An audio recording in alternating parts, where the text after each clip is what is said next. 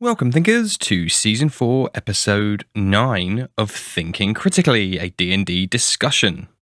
This week, I just want to drive you all to the website, thinkingcritically.co.uk, because there you can search by category and also by guests, and you can see who we've had on the show previously. And also, off the top of my head, there's also links to Patreon and Ko-fi. And also, you can see what projects I've had the luck to be invited onto, and there's some really good stuff on there, so I'd really recommend it. So yeah, thinkingcritically.co.uk, and as usual, check out the link to Dungeons, Dice and Dudes, where you can hear me be a player. With that out of the way, strap in for today's episode.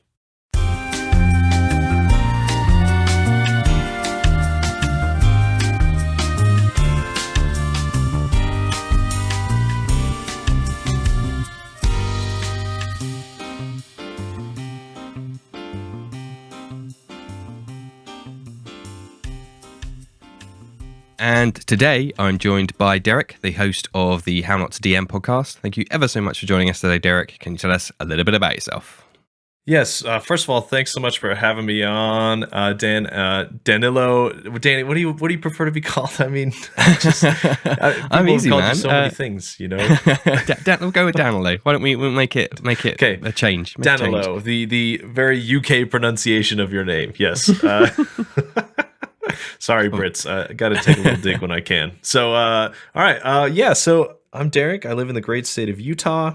Grew up in the state of Colorado, just to the east. Spent my whole life, save a few years here and there, in the Rocky Mountains. So that's kind of been where I've lived, and it's shaped a lot about me. It shaped a lot about what I enjoy to do when I'm not podcasting and when I'm not playing D&D. I like being outside. I like, grilling, I like hiking, I like skiing, that kind of thing. A lot of outdoorsy stuff, like playing sports, that sort of thing. But yeah, so that's where I live. I've been playing games for about 4 years now, and most of that has been running games with a few interludes here and there. Right, I started off as a player just for a few sessions here and there. Played through Lost Mine of Phandelver game with my coworkers and brother at work during lunch breaks, which was a lot of fun.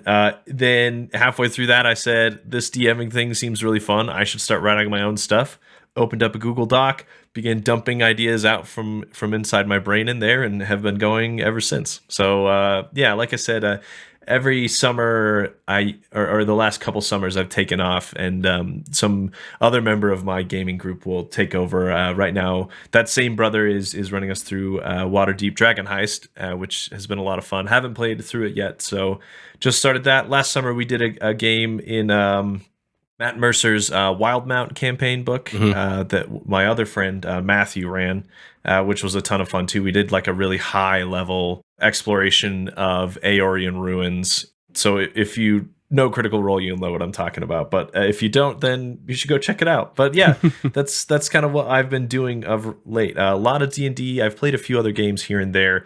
I have a bunch of books of stuff I'd like to play, but it's just in the middle of a game right now. I don't want to stop our momentum. But yeah, eventually I'd love to play some Star Wars. I would love to try Monster of the Week, have all those books. I have a Starfinder book. I have some Pathfinder books that I have yet to dig into. So someday I will play all of these games. I keep telling myself as I buy more and more. I mean, I've got my Alien ttrpg box sitting downstairs that I love to read through, and then it's like, no, I just have to find time. Yeah, my friend Fiona, she lives up in Burnley. Or no, she lives in London. She's from Burnley. Anyway, she is a big fan of Alien too, and one of these days I'd love to play with her. So if we do, I'll let you know. Oh yeah, please. That's a hidden value to this episode recording that I'm happy with now. That's good. Well, thank you so much. Today's topic is mistakes. So what does that mean to you in the D&D and wider TTRPG framework? Yeah, so I'm cheating a little bit here because of my own show, which I will talk about later. But I have another podcast called How Not to DM, a more structured interview than your show, so slightly different. But I love to ask people about the mistakes they've made while running games and what kinds of lessons the rest of us can learn from them so that we don't make the same mistakes you have I guess is kind of like the idea behind it, right? So Hmm. I chose mistakes because I've heard of a lot of mistakes people have made over the past year and some change. But I know I make a ton of them myself. And yeah, I just think it's a really interesting thing to talk about because there are kind of two mindsets that I've heard people have.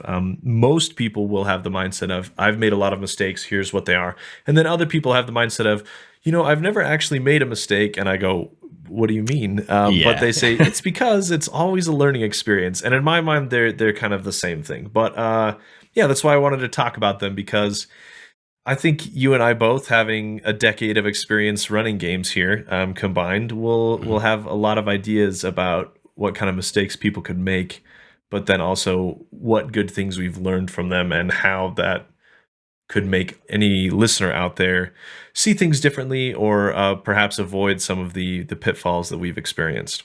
Yeah, and that's exactly what I think. I love telling other people not just about my D&D mistakes, but about my general life mistakes, and work and whatnot. Because I'm like, please let me help you live vicariously through me and just have the benefit of me making the mistake, so you don't have to have the cost. And the same is said for D&D. But I want to ask, as the premise of your show is, asking people what their mistakes, and keep it nice and anonymized. But what was the biggest or the one that had the most impact? Shall we say? It's hard to obviously judge this. There's no like objective metric. But in terms of what was the one thing that someone told you and you went, wow, okay, that's a doozy. The one that comes to mind for me is about someone not doing some work up front before starting the game. A lot of people call that a session zero, to make sure that the players that they were going to be playing with were comfortable with certain subject matters that they had coming up in their game. The funny thing about this is I've talked to a few different people who've made this same point, that the people they play games with, sometimes they've known for decades. They've been friends since they were very young, and yet still there can be things that get brought up in a game you're playing together that you don't know are really triggering or could be really sensitive topics for them. And that's fascinating, right? Like, I know few people, I would say, well enough to say exactly what is and isn't going to be triggering for them, just because they're like family or extremely close friends, right? And even my close friends, you don't know what they go through day to day. You don't know what's happening within their family or their life experiences necessarily. And unless they've shared everything with you, you don't know that. So yeah, the big palm sweating mistakes that I've heard people mention in my show or just kind of in conversation are the ones where they feel like they know someone really well, and then they bring up something in a game that is just very traumatizing for someone that they know really well, and they have to walk it back. They put their foot in their mouth, they apologize, and most of the time it seems like it turns out okay, but I'm sure there have been times that I haven't heard of where that ruins a friendship or a relationship you have with someone. So yeah, big minefield, and I think it's just best practice to make sure that you are all on the same page before you start, just in case. Especially if you're planning on doing, horror type or like gruesome or whatever type games. Anything that's going to be graphic or that a movie would list as like a reason why it's rated what it is, I think is something you should discuss. Yeah, there isn't just like sword on board, dungeon delving. Yeah, there's one. Unfortunately, I've never made that bigger faux pas. Same. But one of the players in my game is, again, I know him very well. We meet up every 2 weeks to play board games together. He was my boss for like 3-4 years or something. So in my career, so that's like 8 hours a day, every day with that person. But even still, he has a kid, which is something I don't have. So there's life experience there that I cannot empathize with yet. Yeah. And there were times when we have played and there's been children involved in the game, and I've seen him wince, and I've had to have a second to go, okay, going forward, I might wind that in a little bit, because that's something I would never have thought about or even considered, because I'm just not in that mindset. Yes. And that's precisely a very lightweight version of what you've just discussed there. That's the closest I've been. Yeah, and speaking as a newer father, I totally get what you're saying. And now, like watching TV and movies and stuff, before my son was born, none of that stuff would have really bothered me. But now that he's around and I can just like you said, empathize, I can put myself in the shoes of the people who are losing kids or whatever is happening in the show or the movie or whatever it is that I'm consuming. Yeah, it has like a real impact on me because I like know what it would feel like or can imagine what it would feel like. So yeah, it's crazy, right? Everybody has such different experiences. And you never know what is or is going to be something that digs something up for someone. So it's just best to lay it all out in the open and be cautious about it. Precisely.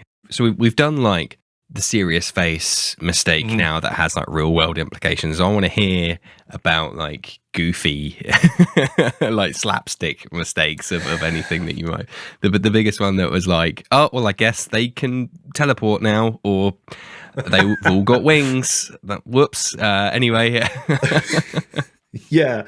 So a funny one, and it kind of seems trivial, but I ran Lost Mine of Phandelver for my group after having played through it as like the introduction to D&D, and then I have homebrewed off of that, and we've kind of gone different directions since then. But after finishing the mine, there's a plot hook. Spoilers for Lost Mine of Phandelver if you haven't played it. There's a plot hook where within the mine you find a map, and the guide or the book says, and you could put a map in here that for the players to find, and if they find it, it could be your plot hook for your next adventure. And I was like, perfect. That I will use that. I'll use that plot hook, and it'll be a treasure map. A bunch of islands and like stuff you've got to find, and a bunch of little X's, and you've got to figure out why you're going to all these different places. So I thought it'd be fun to do the little pirate kind of campaign or a little treasure hunting after that. So the players went off, made friends with a captain. Started sailing around and going to all these spots, and I gave them as a magical item. I was like, because I was a new DM and because I had just stopped running a published adventure that is very much on the rails, right? You can improvise as much as you want with written stuff or published stuff. But because I was new, I was just going exactly by the book. And so that's kind of how I structured this next adventure. But I was trying to figure out, how do I get them to just go from A to B to C to D and get them to go in the right order and the right direction, essentially trying to railroad them. Like, how am I going to do this? So I gave them a magical item, which is a small compass, much like Jack Sparrow's compass that points at something, but you have to tell it what you want. And then it consumes a gold coin, and it will point at the direction of the thing you have described or you've told it you want to go do or go find. And believe it or not, giving your players something that can find anything or anyone in your whole world whenever they want could be a little game breaking. Yeah.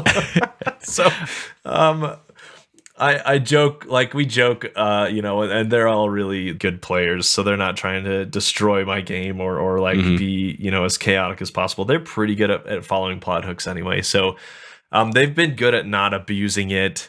And I've found some ways to nerf it, so to speak, here and there. Like I've limited it to the number of times they can use it per day, and oftentimes it just like sits in their bag of holding and they don't touch it really, because they forget about it, like players do with magic items anyway. But yeah, that was a funny one, and I'm realizing now, like, having a thing that can point you to whatever you want whenever you want means like I have to be ready to describe any place that they're going to go if they think of looking for something and then going and finding it. So, but anyway, that's been pretty funny. That is, well, that I love that story because that is classic. The classic DM naivety of this is benign and will be great, and everyone will have a better game for it. And then the moment the players get it, it's that look of no, wait, I didn't think about 90% of the things they could do with this item. That happens all the time. Everybody's done it. Every DM is in from small things to big things. That exact thing has happened 100 times. Yes. It's the archetypical one. So avoid the golden compass or whatever you want to call it. Don't do that. A similar one for me is my players on the trail of MacGuffins, basically. for lack of a better term. There's a bunch of artifacts. It's the classic. The magical special artifacts. Some are armor, some are weapons, some are literally like artifacts in game, wondrous items or whatever you want to call them. Mm-hmm. And one made sense in universe to be the cubic gate. So it's literally a cube, a big D6, and on each side it's linked to a plane of existence, and you can press the button and either cast plane shift or the other teleportation spell, I can't remember. And when I originally designed that as one of them, I was like, they'll get it, maybe 3/4 in throughout all of the MacGuffins, and then they can use it to get the final few ones that happen to be on these more exotic planes. And the way that my players went through the MacGuffins is they actually got it quite a lot earlier. So there was a couple left on the material plane. And so anything I'd had planned from how to get from home base to this MacGuffin, MacGuffin A, or home base to get to this MacGuffin B, the player was like, no, I'll just teleport. So they literally trivialized one whole chapter that would have taken maybe 5 to 10 sessions into 3 sessions, because they just went to the first place. What's going on? Oh, we need to go there. Okay, boop, we're there now, and we've got it. And that was it. And there was like no combat because they just did it and got to the end. But I quite like that because I was like, hey, you've got the special item now. Sod it. You've got it. Use it. Like teleport around. I don't care. The player was very nice in the same way that your players are good. He did say like, Danilo, if you don't want me to teleport somewhere, we can come up with some reason for it not to fizzle out, or I just won't do it in game. And I said, you know what? No, it's fine. I've made that bed. I'm happy to lie in it. Makes my life easier for us an act, a chapter, so that's fine. I take that as a freebie, and we'll just move on. I love it. Have you played the Pokemon games for like Game Boy, anything like that? Yeah. That reminds me of like getting the fly hidden move at like like within your first gym badge or something, and now you can just fly wherever you want instead of having to like progress slowly and visit everywhere, and then you get to start fast traveling around. So here's the thing, right? So good, I'm glad we've accidentally stumbled onto this and this way of, yes, quote unquote, it might have been a mistake, but here's how it was. I attempted to reframe it in a way that was still exciting and interesting. Was that because technically it's specifically the cubic gate rules is written is it takes you to a different plane of existence. There's one key to every side, and if you try and press the button that's on your current plane of existence, nothing happens because you're already there. Okay, hunky-dory. My inventive player, you get a couple of uses a day, basically. So he was like, oh, so I can teleport to anywhere on the material plane as long as I'm not on the material plane. Luckily, there's 5 other sides to take me to a different plane. So what he was doing is they were hopping all into, say, the astral plane for 6 seconds and then quickly hopping back to the material plane, but to the location they wanted to go to. So it was literally just a hop in, dip our toes in, just enough to get us back, and then you can essentially effectively have a teleport on the material plane. So he has met me halfway, and he's tried to use a different button every time, so everyone gets a little glimpse into the astral plane or the plane of air. And then I'm like, yeah, you've gone to some place and there's no ground, and you're just falling through the sky. And then everyone looks at that warlock and is like, dude, stop taking us to these like crazy dangerous places. Yeah. Plane of fire, like they're in a volcano all of a sudden. And It's like, well, you take a lot of fire damage. The plane of fire is one of them. They haven't pressed it yet, but they're gonna. So yeah, there's been like every time they've done it, at least one of them has been like, ooh, I want to go back there because that seemed like a really interesting place. And I'm like, yeah, because it's a place made of dreams and isn't just made of like taxes like the material plane is. Yeah. Before most recording sessions, I ask my other half, who is not really into ttrpgs, just for disclaimer, but I always ask her. It's one of the reasons why I ask is because I say, what does this word mean to you? So I can have a completely like out of the bubble idea. And she came back with something that I hadn't thought of, which is you could talk about making mistakes and regrets and what you can learn from them. But she raised a good point that was like, why? Why or how do these mistakes propagate? And currently we're talking about DM mistakes. So let's continue that train and say like, why or how do you think these mistakes and these maybe some more archetypical mistakes keep happening? And maybe some more specific and niche mistakes also have this so maybe why it's so prone or why it's so difficult to do as an activity that so the chance of making a mistake is so high relative to, say, I don't know, running is the first activity that came to my head. Yeah, I think she's got a good point, and I think you made a good point earlier as well about being naive. I think that to me is the thing that leads to the most mistakes, especially early on, is being naive to all of the different things that players may try to do, being naive to all of the ways they may exploit what you say or do as you're running the game.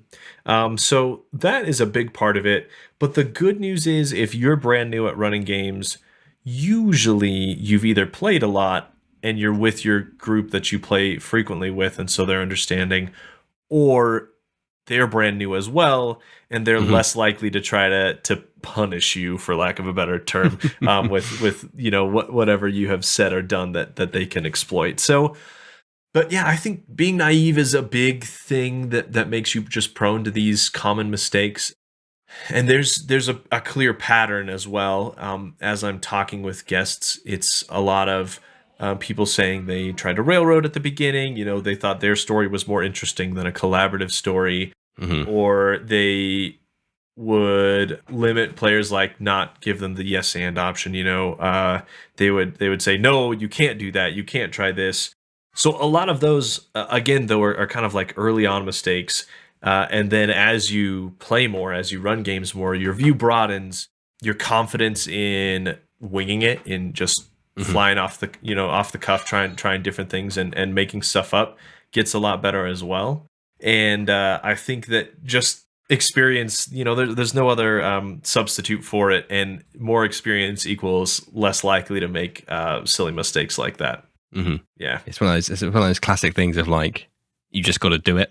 Like, you just have to keep doing it and keep making those like goofy mistakes.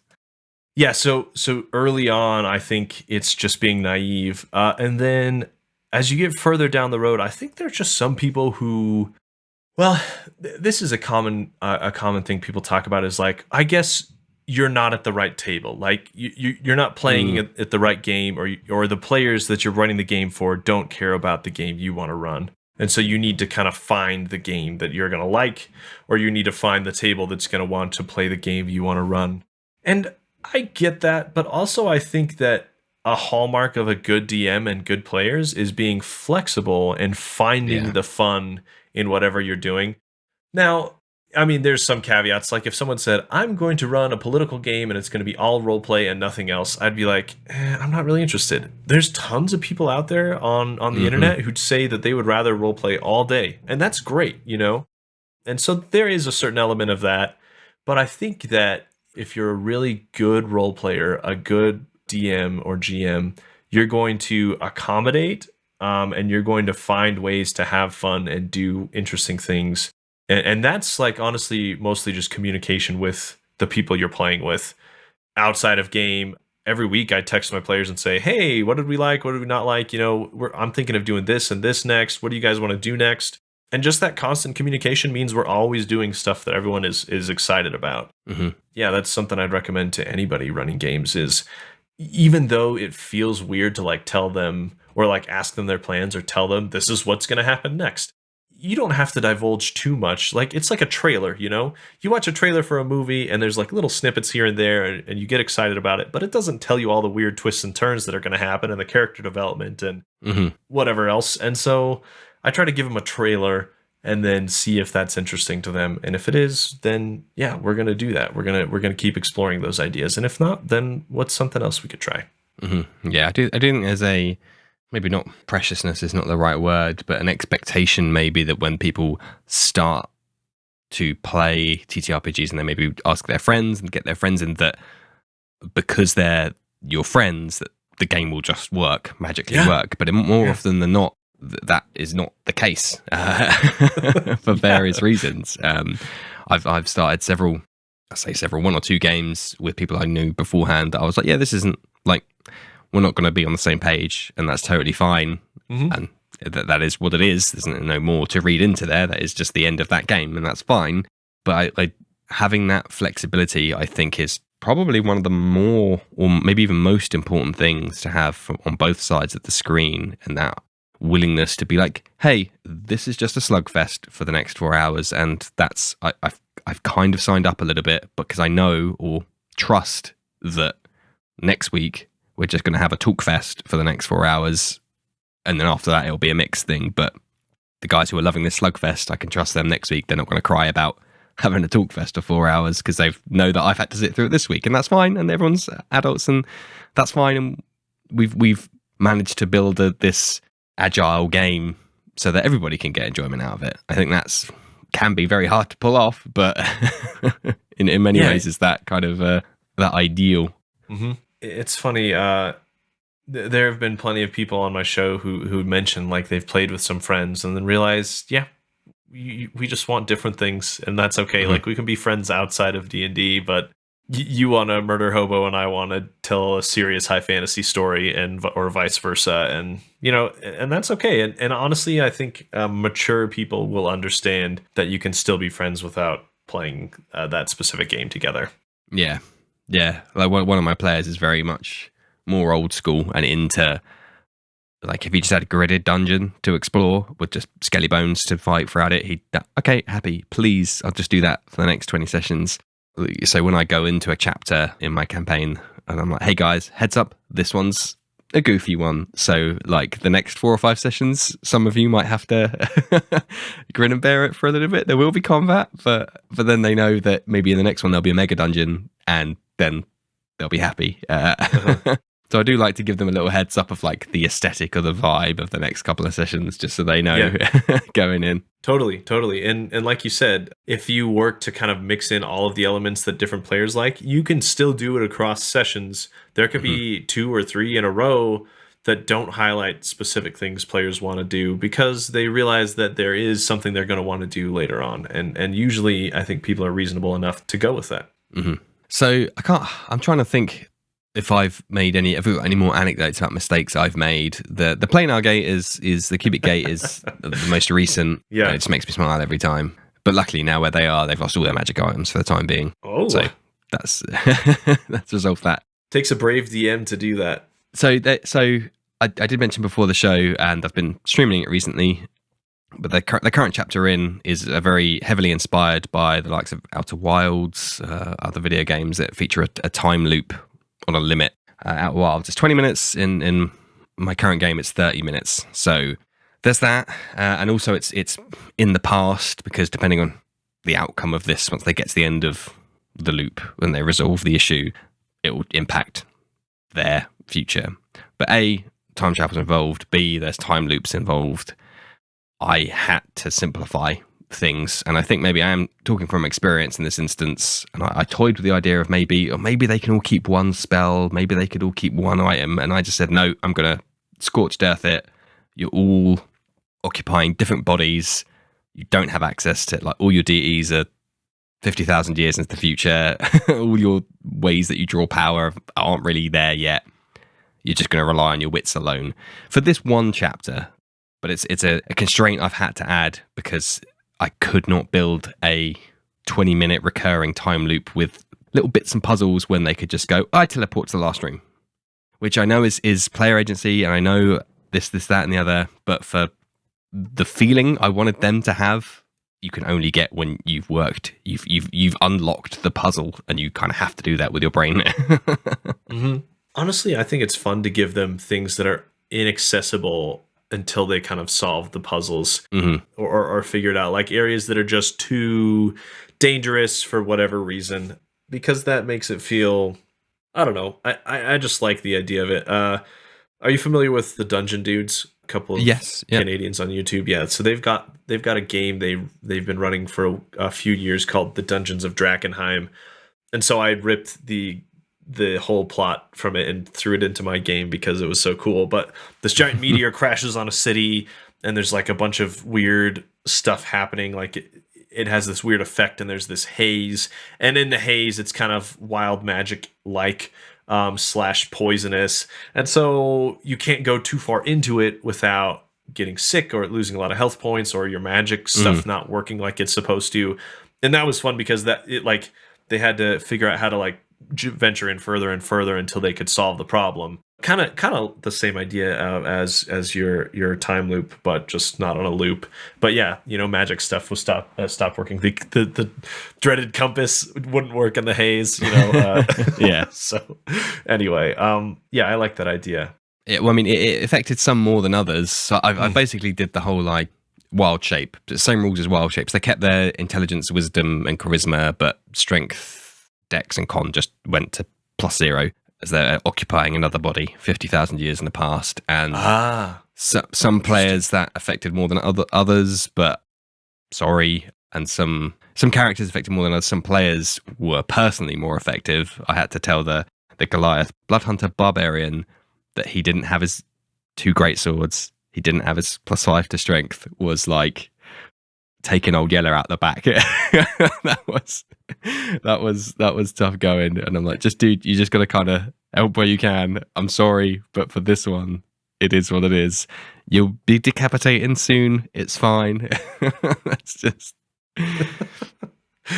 But yeah. It sounds bad on paper, but it is coming from a good place, because that process of what Outer Wilds gave me as an experience in my life, I want to recreate for other people. And I want them to be like, wow, we unlocked this thing, and we got to the end, and it was all these other little bits of working together, and that's what I want them to achieve. And if they can just kill people by looking at them and teleport and fly around, it's not going to be the same. True. So perhaps, yeah, that was a way of me learning that from what we talked about before with the Golden Compass, that I was like, do you know what? There's gonna be something. And the only way I can really secure this self-contained, this biome that's in this little self-contained environment was just to be like, nope, nothing, wits only. And the only way we can do wits only is if we there's a gate here.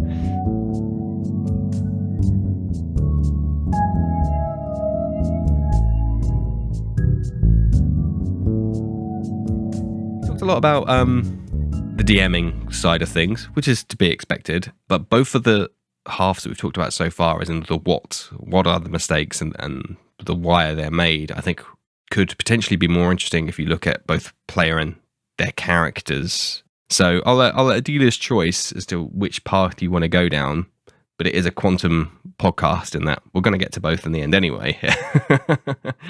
So player mistakes is in, I'm sitting at a table and I've done something stupid, or characters' mistakes in universe, which I think will be on paper similar, but I think when we start talking about it, it's going to get the nuances will reveal themselves. Yeah, I like to think that I am a good player and that I go along with it, and I am a good team player and give other people a moment to shine. But I will admit that I do at times get a little bit of main character syndrome, where I'm like, ooh, I'm going to write this backstory so that it's about me, and I'm going to, like this moment is a time for me to shine. And so I definitely do that, and I try not to, and it consciously, I know I do it. And so I try to avoid it, because it can be annoying or worse to other players you're playing with. So that is a big one for me personally that I know happens. I think another thing that can be tricky is players who see another player doing something cool and say, ooh, I want to do that too, and like figure out a way to get an item or add some abilities or something to do that same thing, and then kind of like take away that character's moments of shine. So for instance, if you had I don't know, I guess just like for a simple example, you've got one character who's kind of roguish, who's good at picking locks, and then another character like finds a way to bypass locks. Like, oh, actually, I'm gonna like just turn into a bug as a druid and like go under every single locked door, so we don't need you to unlock doors anymore. And that's kind of sad. And I think that that's something that players can do too, is instead of realizing, hey, I've got X, Y, and Z that I am good at, and this player has A, B, and C that they are good at, and we should work together as a team, and I should focus on these things because it's kind of what my player's built to do or whatever.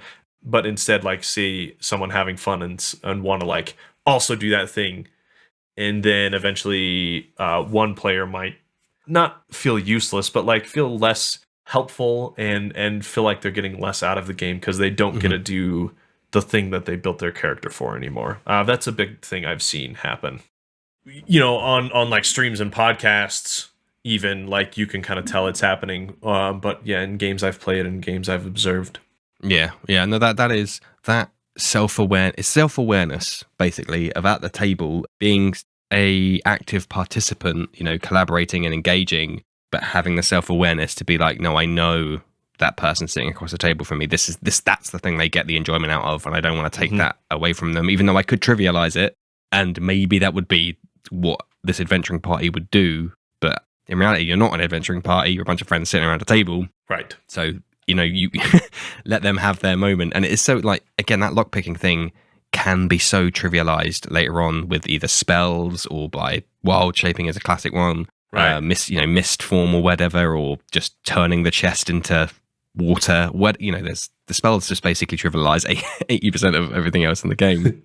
It's true. Like Arcane Eye can just see through as well as relatively low level spell, but knowing to be like, I'll just be quiet. I think being quiet is probably an underrated, which sounds counterintuitive in a game about telling stories. But when you have a certain number of players around a table, there is always opportunity to just be quiet and have that self-awareness to be like, this bit isn't for me. And I will appreciate that and take a step back. It's again, very hard to know where that line is, but it is a very good line. Once you can find it out, you're laughing, I think. Yeah. I'm working toward it slowly as well. I feel like I'm at the point where I'm good at in character prodding someone else like, hey, this is something you should try. But you're right. Instead, it'd be even better to just like sit there and not say anything and then just let them speak up and have their moment. So someday I'll get there. Yeah. It's a tricky one. And obviously, to tie it back into what we were talking about before, again, that is a DM. I've been paranoid of that since day one as a DM, to be like, it's very easy to give a magical item to maybe not the rogue that can do unpicking or something like that. And then you go, oh, shit. Because now the wizard can just do the unlocking. And you're like, oh, really shouldn't have given them that magic item. And then you're in that awkward position of, do I take it away or do I nerf it or do blah, blah, blah, blah, blah, blah. So yeah, that's not stepping on other people's toes is tricky here. Yeah, it is. It is. Like you said, it's a lot of awareness, a lot of balancing and making sure that everybody is having their fun. So yeah, it's definitely a mistake that I see though. I think my easy way of getting around that, as I'm currently playing a wizard in my main campaign, I'm at level 11 now, so there are a lot of things that I'm already frustrating the DM enough just in combat with bits and bobs. And I'm playing Chronomancy, which I think is from World of Mount, right? Yes. So turning those crits off maybe and turning back time and just teleporting people away and stuff is already... I could see the veins in my DM's forehead when I'm like, Chronal Shift. No, not today, thank you. Is already getting him annoyed. I've got to interject here. I played this same kind of wizard build last summer for that Wild Mount game we played.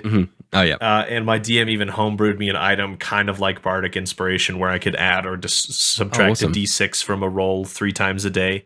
So, and then I took the lucky feat. So I had lucky, I had 3 portents, and then I had the 3 uses of that D6 to add or subtract. And so if we had like one big boss battle, I had 9 different ways to ruin his day on any given roll. And I mean, he did it himself and he knew it was going to be a high level game. And so the stuff we fought was like, CR20, CR25, even if we were just a party of level 14s.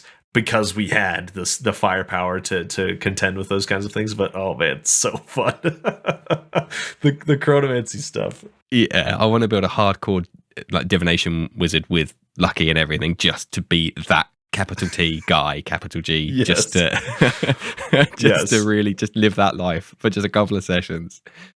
So yeah, even like the way I get around that as a wizard with chronomancy stuff is to be not standoffish, just not a very nice, like I don't want to help everybody all the time and I don't want to be putting myself in danger. So that's how he gets out of being the person that's always trying to win the situation, because he's like, no man, I don't want to do that.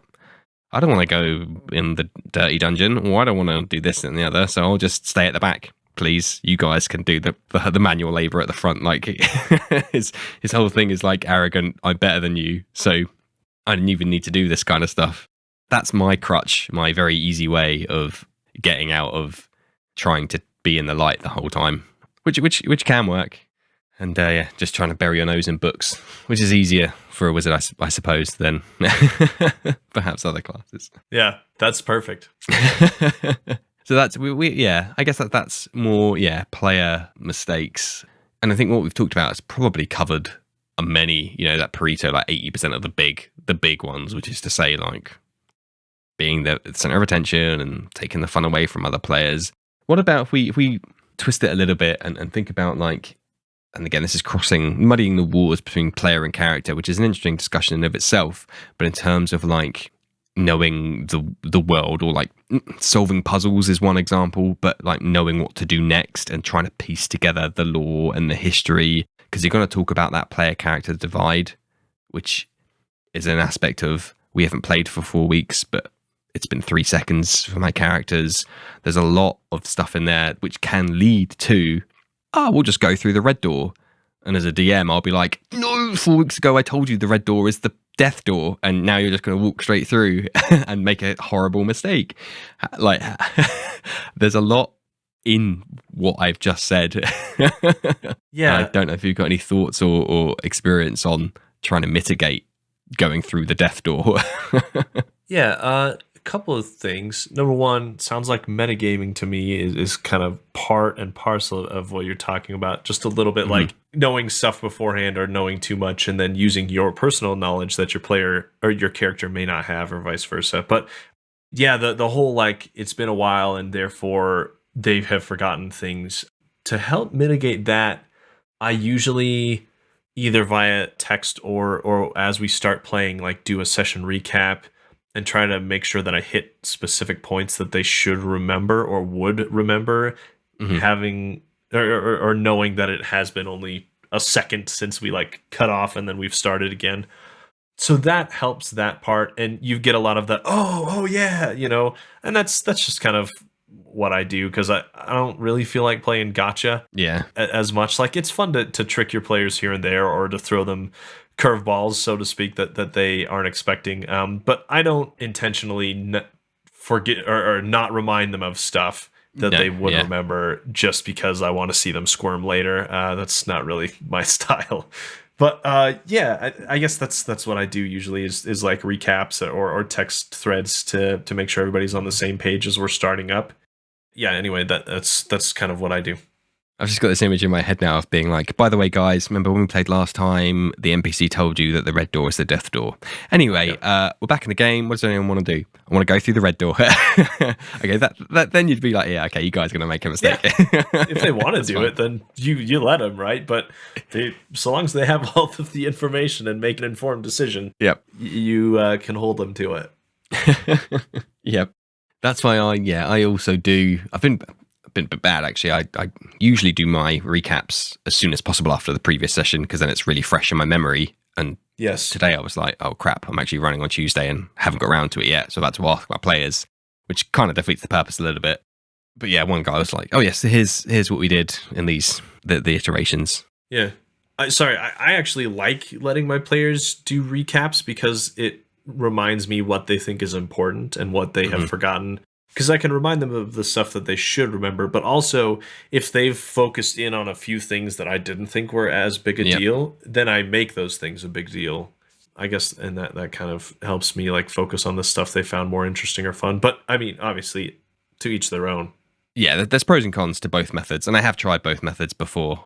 And this is the one that's happened to be settled on for this game. And I think most of the guys are happy with it, because most of them don't take any notes, and sometimes are there just to have a night of fun, and will forget about it as soon as the Discord is closed. And that's fine. I don't begrudge them for that, but they need at least somebody who knows what the hell is happening session to session. That's true. It may as well be me in this instance. So that's fine. And that does save them. It's actually quite fun in a way. I know we're digressing a little bit, but from one of the pros of the DM, or from at least Danilo doing it is quite fun for me to pepper in, like, the red door is the death door. They told you that. Anyway, then you went on to do this and do that, because then I've got, hands up, so if you do it, then that's on you because I've told you. But then also throw in other bits that are maybe not red herrings, but like other tidbits of information that aren't the red door is the death door. But like, oh, and they also told you that on Tuesdays is the day they bake the bread. And then it's just to fill it out a little bit, and to kind of, if there is something in there that was a big piece of information, but they might not know it yet, you can kind of pepper it in with, so you don't only say Tuesday morning's the bread day, wink. You might also want to say Thursday's the flour day, and then it's they've got a 50-50. So it's kind of fun to weave all the information's in there in a way that makes it interesting to hear, while not giving the game away for what they should have picked up on last week. Is an interesting little puzzle for me to unpick, usually 10 minutes before the episode starts, because I'm an idiot and leave it too late. Yeah, it is. So as far as like player metagaming and stuff, then have you had a lot of issues with it? Kind of talking about player mistakes again, or are your players pretty good about it? What have you kind of experienced? / have you metagamed as a player? So no, I do. As you said earlier on, like you pride yourself or like to think you're a good player, and in the same way, I also like to think of myself as being like super. I try and. Ironically, I probably swing the pendulum too far the other way, because I'm so far trying to remove myself from any knowledge that I might end up making more stupid a decision as my character would maybe have made if I'd had no information whatsoever. Yeah, I'm just very hyper aware that I know a lot versus the guy that's sitting next to me, so I have to kind of counter, adjust accordingly as it goes on. But then, in a way, that makes when they do bring in a creature that I'm not familiar with even better, because I'm like, hey, wow, this is a genuinely new experience, and I generally don't have any. I'm completely operating ad lib here. That's good. Personally, no, I don't tend to. I think it's quite easy for me to embody my character or make a role, and then face that from experience or from being on the receiving end of it as a DM. As DMing, most of the guys out of the 6 players, 4 were completely brand spanking new, so they wouldn't even know what the term metagaming is. Which is to say, they did it a lot because they didn't even know it was a thing that maybe you shouldn't do, maybe you should do, maybe it's this bad thing we shouldn't be doing. It was just a thing we do. And then I have to be like, hold on a minute, guys. Would your character know that? And they're like, no.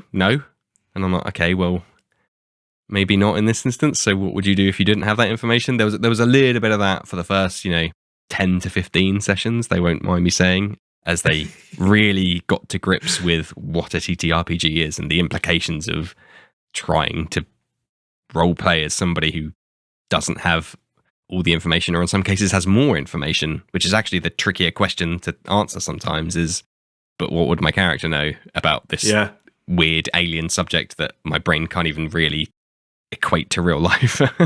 Yeah, one of my players, he's like from the Feywild, and so constantly it's like, well, would I have encountered this stuff like in my interplanar wars experience? And I'm like, I don't know, would you have it? It's hard to decide sometimes. Yeah, on both, it becomes like a Ganondorf Link tennis match of like, but would you know? Well, maybe, but how would you have known? Well, maybe if I did this. Yeah, but you wouldn't really have done that. And it's like, how deep down that rabbit hole do you want to go, as you've got just 4 people in the audience now just watching the 2 of you try and work out whether that knowledge is there or not. And like looking at their watches going, this is game time. What are we doing? Yeah. Exactly. Yeah. I do have another inventive player who's always trying to do weird and wacky new things, and now funnily enough is playing in a Ladrin, so again from the Feywild, so it's all very much same thing. Would I have experienced this, or time moves differently, so do I perceive this in a different way? And I kind of welcome those questions because it tests me as a DM and makes me think in new ways that I would never have thought of before. But no, I've fortunately never been a victim of malicious metagaming, that is to say, metagaming with intent to deceive. I could be a lawyer, a rules lawyer.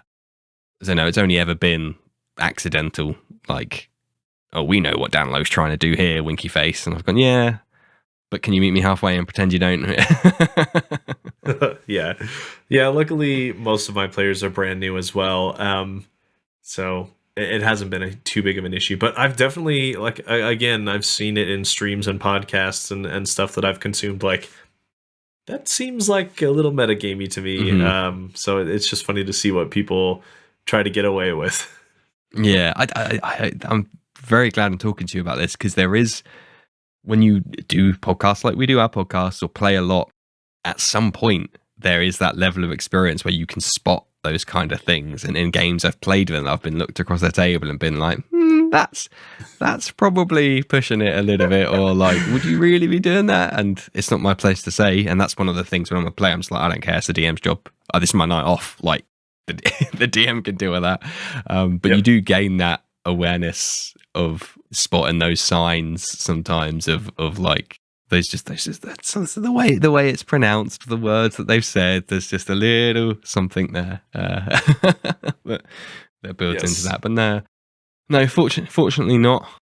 I'm trying to think. What I really wanted to get at here was why the players and all their characters will make mistakes, and it made me, again, what my partner said, and it made me think, like, is it a lack of knowledge? Is it a lack of understanding of the constraints of the game world?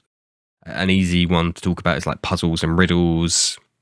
Well, I think we can all empathize with DMs being like, oh, why can't they resolve this riddle for a child? Is it because I've not, the DM's not given them enough information? Or I think those kind of discussions are quite interesting and can hold quite a lot of value. Not that I have any, like some silver bullet to add there, but I don't know if your take, got any thoughts or anything? My puzzles and riddles and that kind of thing, usually my players get pretty quickly. So I think I use easy / tropey enough ones that they kind of can figure it out pretty quickly. The most complicated puzzles I've had are like a few levers on a wall kind of thing or whatever, know, so it's not like crazy hard. I'm not expecting them to do a Sudoku or something to like get through to the next room, So, yeah, I haven't had a ton of issues with that. And honestly, to me, it's okay with me if players like metagame or use outside knowledge to answer the riddles or the puzzles.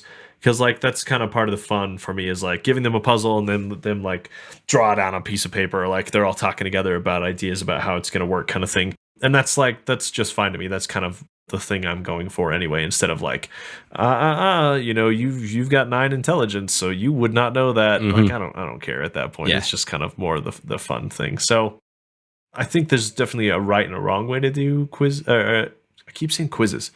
a right and a wrong way to do puzzles and riddles and traps and that kind of thing, but I think it can kind of vary between groups. And that's, I mean, I'm in the same boat as you. That's why I've stripped them all their items and stuff for this few chapters, because it's just, I want you guys to talk about it. And despite having no spells, no class features, no abilities, right, no magical items, I have, this is no lip service to the show or whatever. They have been more engaged between, when we've taken a 15-minute break between, in a session, they'll be talking about it the whole time. After the show, they're like, oh, maybe we try that. Maybe that person comes in at 15 minutes past. Maybe he has something to do with that. They've never that level of engagement before. And that's what I want. I'm like, oh, perfect. This is the dream. I am now exceptionally happy that you guys spent, rather than going to the toilet and getting drinks and stretching your legs, you've just spent it talking about what to do when we come back. I've won. I can sleep happy tonight.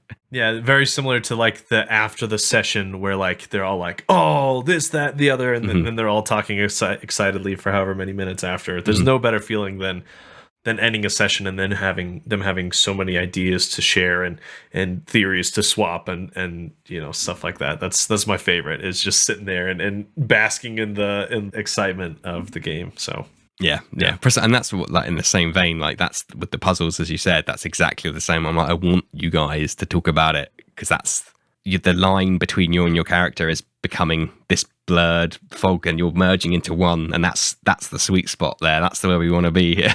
There's more as often as we can. Is there anything that you wanted to talk about that we haven't quite hit yet? I guess it would just be an admonition to all the listeners out there. I've talked to some of the biggest, most popular DMs out there. Not the most or the second most. I'm working on it, but I've talked to a lot of great DMs out there, and all of them have made mistakes, and all of them easily own up to them and say that they still make them and that they're learning from them. And so it is okay that you are making mistakes. Don't beat yourself up. Don't feel like you can't DM because you're going to make mistakes as well. If you've thought about it and you want to try, but it's your fear of screwing up is holding you back. Like, that's kind of the point. You've gotta stub your toe, and you've got to stumble and trip and that kind of thing to learn how to walk and then run. Same thing with DMing. You're gonna make mistakes. You're gonna screw up, and that's totally fine. And everybody, from the very best DM on to the person who just ran their first session last night, has made mistakes and is learning from them. So it happens, and that's part of the game. And that's, I don't know, that's part of the fun for me too, is like, oh man, I made this compass that they can use to find anything. Like, it's just fun, and it's a good lesson to learn, and I'll never give them an item like that again. And I move on, and we keep playing and we keep having fun. So that's what I have to say about mistakes, is everyone makes them, from the very best DM on down, and everyone who makes them realizes what they can learn from them, and becomes a better DM because of it. Mm-hmm. Yeah, no, I couldn't agree more. And maybe I'm doing myself and my game a disservice, and this is probably going to make it sound worse than it is, but I often feel like every chapter or arc that I go through, it sometimes feels like a beta test. Now, the players probably don't. They probably see it. They're probably happy, but I always come out the other side being like, if I was to run that again, here's the things that I would make better. Yeah. And that's after playing with the same guys for 2.5 years, with stuff I've had 2.5 years to plan. I still come out the other side and go, wow, I could have done X, Y, and Z a lot better. And if I were to run that again, that's what I would do. And luckily, part of the experience comes from the players not realizing that X, Y, and Z could have been a lot better. And I think that's the best I can certainly ever hope for. Yeah, but you're absolutely right. And that's exactly how I feel too. After every session, I could give you a list of stuff where I'm like, I should have done this, should have done that, should have done that, should have not done this. Mm-hmm. And it just happens, and it's part of learning, and that's how you're going to get better. Mm-hmm. Excellent. Well, thank you so much. Is there anything that you would like to promote? Yeah, so I mentioned at the very beginning of the show, I have my own podcast called How Not to DM. Similar to Danilo's show here, it features usually one guest or maybe a couple guests. It's a bit more structured. I have interview questions, so I ask people about how they got into the game, their mistakes and stuff, their best moments behind the screen as well, like really good moments that they remember that you can also learn from, right? I think you should learn from mistakes, and you should learn from the really cool stuff that has happened and how you can replicate that. And then I ask them about their cool projects. So I've talked to people who are streamers, who are podcasters, who design games, who do all sorts of different stuff across the ttrpg space. So all different kinds of parts of the hobby. And yeah, it's been a lot of fun, and each episode, is unique. Even though I ask similar questions, everyone's got different experiences that you can learn from. And my season 2 is probably winding down to an end, or has just finished probably by the time this is coming out. So you've got season 1 and 2 to go binge. 1 is a bit rough just because I hadn't gotten a good mic or anything like that yet. I stumbled into podcasting, but there's tons of good interviews out there, tons of really interesting stuff people have chatted about, and I think there's something there for everybody. So you can go listen to it in any order. And you can find that in the episode notes that Daniel is going to put in here. So there'll be a link to my show, to my link tree. You can go find me on Twitter and chat with me there, or join the T4C Discord, where you can chat with me about my show specifically as well. So if you have any questions about what we chatted about today, hit Danilo and I up. We're happy to talk about mistakes and ideas and ways you might try to avoid them in the future. But love to have you listen to my show as well and tell me what you think.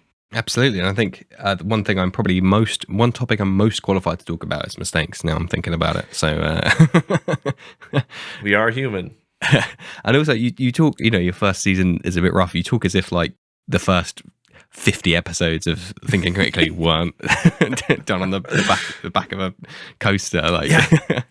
There's two kinds of podcasters out there. They're the ones who are they're the ones who planned their first season for like a year in advance and then have it all down to a science by the time they start. And then there's the other group, which we fall into, where like, I guess I'm doing a podcast now, and here's this $10 mic from Amazon, Yeah. and I'm recording on Discord, and half of it's garbled, and the other half you can barely understand, and then we move on from there. So it definitely sounds better now, and your show does too. Thank you. Yeah, we all make our mistakes, don't we? To put a nice little bookend on that episode there. Well, all that's left to say is thank you ever so much, Derrick, for joining us today. That was, a lot of fun. Thanks so much for having me, Danilo. I know we've been back and forth for 6-8 months now about when we were going to do this, so it feels good to finally sit down and to chat, and I've had a ton of fun. Absolutely. Well, thank you so much. Me too, and I'm glad life has allowed us finally to have this discussion.